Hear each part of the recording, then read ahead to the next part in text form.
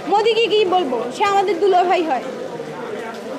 আমি তো এখন এটাই বলি, সে পরিমাণ হাস্যকর মনে হয় যে আমি আসলে হাসতেও ভুলে যাই মাঝে মধ্যে, যে কিভাবে একটা রাষ্ট্র আর একটা রাষ্ট্রকে এইভাবে মানে শোষণ করে খাচ্ছে, আর আমরা সেই শোষণটাকে বন্ধুত্ব হিসেবে গ্রহণ করছি, সেটা আমি বুঝি না।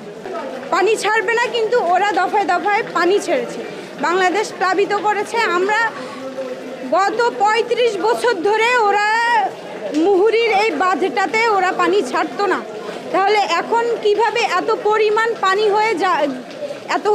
পানি হয়ে গিয়েছে যে পানি উপচে পড়ে যাচ্ছে। গত কয়েক বছরের ইতিহাস ঘাটাঘাটি করলেই তো আমরা দেখতে পারি যে কিভাবে আমাদের উত্তরাঞ্চলকে এরা প্লাবিত করছে। রসই ঘরেকে আমি তো কলা খাইনি। মোদিকে কি বলবো, সে আমাদের দুলাভাই হয়।